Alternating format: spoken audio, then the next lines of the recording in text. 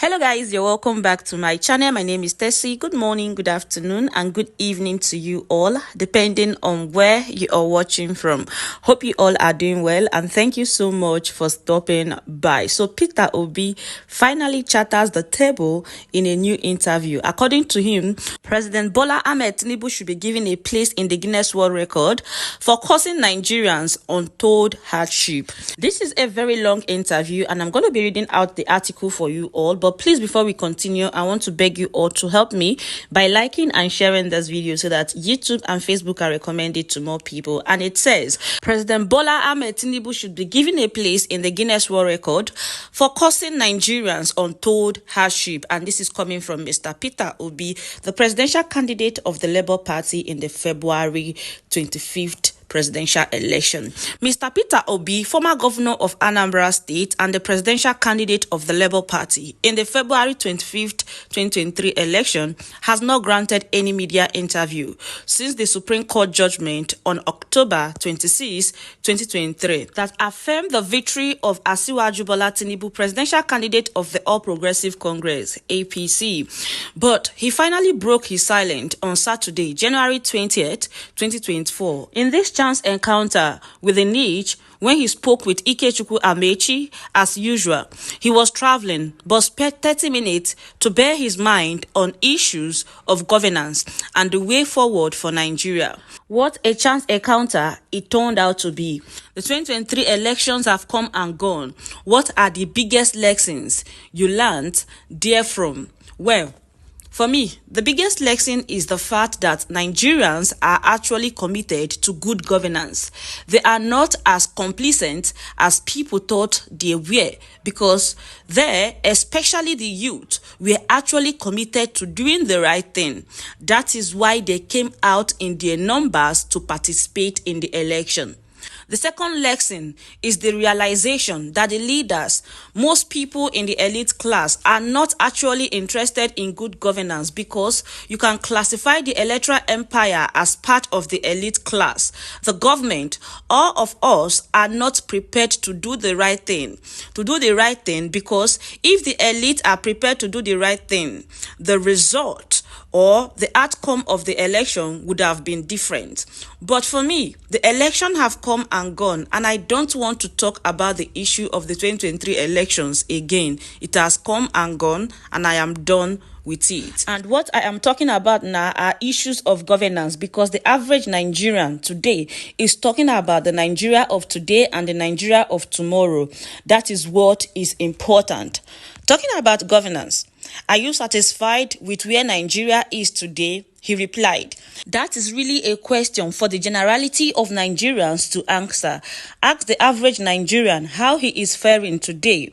The truth is that we have many more Nigerians thrown into poverty. Millions of Nigerians don't know where the next meal will come from. Nobody is sure what the price of a cup of rice, gari, or a loaf of bread will be tomorrow. So it is the Nigerians that you should ask that question. It is not a question for me to answer. It is not something I alone will tell you. Ask Nigerians, the masses, are there on the street of Nigeria, and you will get the feel of what they are going through. But I know that the situation is critical. And he was asked, but President Tinubu will definitely disagree. He is of the opinion that the reforms, removal of subsidy and floating of naira in particular, are not only bold and consequential, but are working so much that the speaking at the 10th German-Nigerian Business Forum in Berlin, Germany in November 2023, he said he deserved to be listed in the Guinness World Record for the reforms he has made since assuming office on May 29th, 2023, and he replied, he may actually be correct when he claims that his name deserves to be in the Guinness World Record. Don't forget that people's name don't always make it into the Guinness World Record for only altruistic reasons. So it depends on which angle he is coming from. If the idea is to put his name in the Guinness Book of Record for causing Nigerians the most hardship untold hardship, then of course, I will totally agree with him because his reforms are not achieving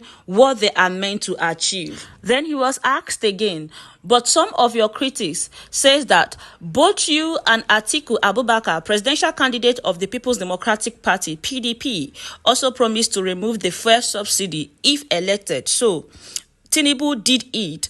What is wrong with that?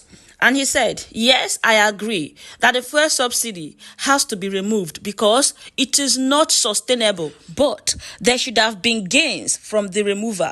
Right now, they say they are saving billions of naira, which nobody is feeling the positive impact. The other subsidy is the exchange rate. They said when the naira is floated, people will be able to access foreign exchange at the same rate. But today, there is even a wider gap between the official exchange rate and the unofficial rate. The official rate is about 900 to $1, while the unofficial rate hovers between 1,300 to 1,400. So the gap today is even bigger.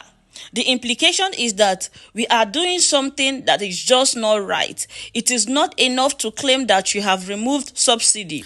And these are the things that we need to look into, because the idea of reforms is that it is something that would help Nigerians to begin to walk on the right path, in the right direction, and it must be all-inclusive. I have always said reforms in governance should be in all sectors. Simultaneously, we should be dealing with the issue of cutting the cost of governance, corruption, all forms of waste, targeting priorities area, education, health, pulling people out of poverty simultaneously. You cannot do one and leave the others. What you are doing has to be seen by the people. I was a governor and we dealt with the issues simultaneously and holistically.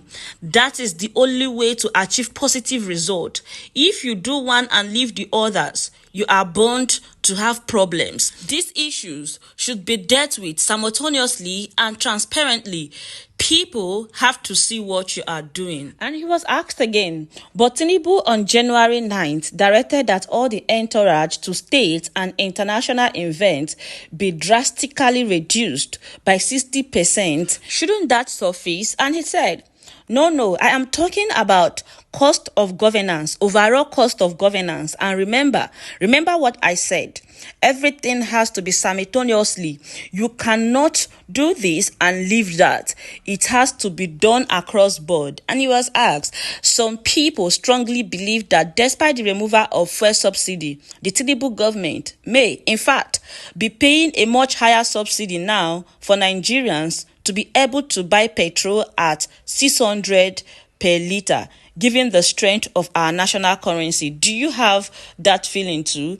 And he said, well, I have just told you that anything we are going to do, we must do it in such a way that people will see the gains, and there must be a clear destination of where you are headed and where such policies will take us. It is easy for you to tell people to suffer today because in 5 years, 10 years, they will get to the promised land. And everybody who is preaching that is in the same vehicle. So everyone is in the same situation. You cannot be preaching A and be doing B. You cannot tell people, let us fast, and they are not seeing you fasting. If you preach fasting, everybody must be seen to be fasting. Some shouldn't be feasting while telling others to fast. The issues that are fundamental today, starting with the issue of security of lives and property, people must see the government doing something. It is not about empty rhetoric. Government is hard work. They must see and appreciate that their leader care for them, their welfare, but unfortunately, that seems not to be the case. All they see now is the elite celebrating while the masses are poverty-stricken and told to further tighten their belt. And that is it for you all, my people. This man is full of wisdom. When wisdom speaks, you can't just help but sit down and listen. And that is Peter Obi for you. He killed the interview. You gave the questions the accurate answer. And I saw the news and I decided to come share with you all. Without wasting much of your time, time because I took a lot of time reading the news. I'm going to let you all share your opinion with me on the comment section. And with that, I will say thank you so much for watching. Please don't forget to like, share, and subscribe. And I will see you all in my next video. Bye-bye. Bye.